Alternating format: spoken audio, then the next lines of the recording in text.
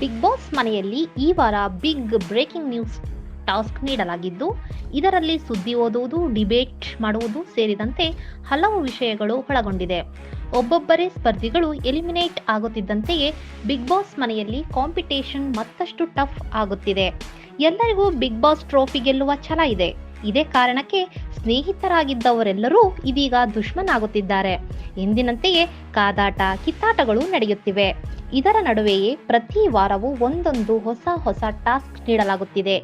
ಈ ಹಿಂದೆ ನೀಡಲಾಗಿದ್ದ ಟಾಸ್ಕ್ಗಳಲ್ಲಿ 2 ಗುಂಪುಗಳ ನಡುವೆ ಮಾರಾಮಾರಿಯೂ ನಡೆದು ಹೋಗಿದೆ. ಸಂಗೀತ ಮತ್ತು ಪ್ರತಾಪ್ ಕಣ್ಣಿಗೆ ಸೋಪಿನ ನೀರು ಎರಚಿ ಕಣ್ಣಿಗೆ ಹಾನಿ ಆಗಿದ್ದು ಆಯಿತು. ಜೊತೆಗೆ ಟಾಸ್ಕ್ ಹೆಸರಿನಲ್ಲಿ ನಡೆದ ಗಲಾಟೆಯಲ್ಲಿ ಕೆಲ ಸ್ಪರ್ಧಿಗಳಿಗೆ ಏಟು ಕೂಡ ಆಗಿದೆ. ಇದೀಗ ಯಾವುದೇ ಗಲಾಟೆ ಗೊಂದಲ ಇಲ್ಲದ ಟಾಸ್ಕ್ ನೀಡಲಾಗಿದೆ. ಅದುವೇ ಬಿಗ್ ಬ್ರೇಕಿಂಗ್ ನ್ಯೂಸ್ ಕೊಡುವ ಟಾಸ್ಕ್. ಹೌದು, ಸ್ಪರ್ಧಿಗಳು ನ್ಯೂಸ್ ರೀಡರ್ ಆಗಿದ್ದಾರೆ, ನಿರೂಪಕರಾಗಿದ್ದಾರೆ. ಇವರು ಬಿಗ್ ಬಾಸ್ ಮನೆಯಲ್ಲಿ ನಡೆಯುವ ವಿಷಯಗಳನ್ನ ಹೇಳಬೇಕಿದೆ. ಮೈಕ್ ಹಿಡಿದು ಸ್ಪರ್ಧಿಗಳು ಎದುರು ಕುಳಿತಿರುವ ಇತರೆ ಸದಸ್ಯರಿಗೆ ಪಂಚಿಂಗ್ ಸುದ್ದಿಗಳನ್ನ ವರದಿ ಮಾಡಬೇಕಿದೆ. ಈ ಟಾಸ್ಕ್ ಅನ್ನ ಕೆಲ ಸ್ಪರ್ಧಿಗಳು ತೆಗೆದುಕೊಂಡಿದ್ದಾರೆ.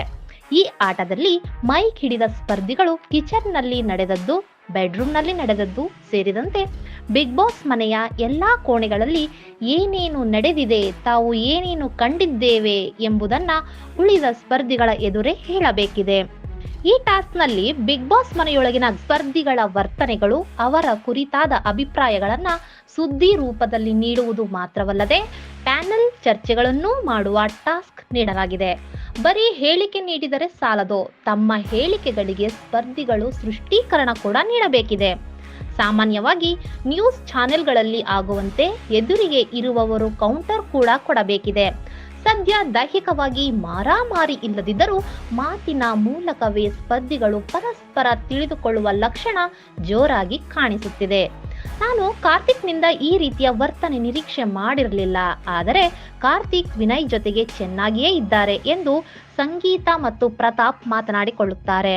ನಾನು ಯಾವಾಗಲೂ ಒಂಟಿ ಅನಿಸುತ್ತದೆ, ನಾನು ಒಬ್ಬಳೇ ಆಟವನ್ನು ಆಡುತ್ತೇನೆ ಎಂದು ಸಂಗೀತ ಡ್ರೋನ್ ಪ್ರತಾಪ್ಗೆ ಹೇಳಿದ್ದಾರೆ. ಇದರ ಜೊತೆಗೆ ನಮ್ರತಾ ಹಾಗೂ ಪ್ರತಾಪ್ ಇಬ್ಬರು ನ್ಯೂಸ್ ಆಂಕರ್ ಆಗಿದ್ದಾರೆ. ನಮ್ರತಾ ಬಿಗ್ ಬಾಸ್ ನ್ಯೂಸ್ಗೆ ಸ್ವಾಗತ ಎಂದು ಶುರು ಮಾಡಿದರೆ ತನಿಷಾ ನ್ಯೂಸ್ ಓದಿದ್ದಾರೆ. ಬಳಿಕ ನಮ್ರತಾ ಮತ್ತು ಸಂಗೀತ ಡಿಬೇಟ್ ಶುರುವಾಗಿದೆ. ಈ ಡಿಬೇಟ್ ವೇಳೆ ಡ್ರೋನ್ ಪ್ರತಾಪ್ಗೆ ಈಗೀಗ ಅಹಂ ಹೆಚ್ಚಾಗಿದೆ ಎಂದು ತನಿಷಾ ಹೇಳಿದ್ದಾರೆ. ಇನ್ನು ಲೈವ್ ನಲ್ಲಿ ಏನಾಯ್ತು ಅಂತ ನೋಡೋದಾದ್ರೆ, ವಿನಯ್ ಅವರು ಸ್ಟೇಜ್ ಮೇಲೆ ಹೋಗ್ತಾರೆ. ಅಲ್ಲಿ ವಿನಯ್ ಅವರು ಬಿಗ್ ಬಾಸ್ ಮನೆಯಲ್ಲಿನ ಒಂದಿಷ್ಟು ವಿಷಯ ಹಾಗೂ ಸಂಗೀತ ಬಗ್ಗೆ ಮಾತನಾಡ್ತಾರೆ. ಆಗ ಸಂಗೀತ ಕೋಪಗೊಂಡು ಇಬ್ಬರ ನಡುವೆ ವಾದ ವಿವಾದ ಜೋರಾಗಿ ನಡೆದಿದೆ. ಇವರ ಜಗಳ ಜೋರಾಗುತ್ತಿದ್ದಂತೆ ತನಿಷಾ ತಡೆಯೋಕೆ ಹೋಗ್ತಾರೆ. ಆದ್ರೂ ಇಬ್ರು ಜಗಳ ನಿಲ್ಸೋದಿಲ್ಲ. ಹೀಗೆ ಶುರುವಾಗುವ ಚರ್ಚೆ ಹಲವು ವಿಚಾರಗಳನ್ನ ಒಳಗೊಂಡಿದೆ.